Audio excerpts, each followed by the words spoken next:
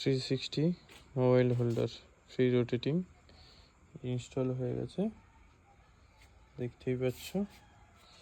এরপরে আমাদের রেডি হচ্ছে মাস্কের কাজে।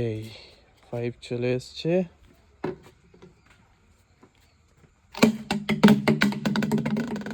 পাইপে এবারে সব যন্ত্রপাতি রেডি।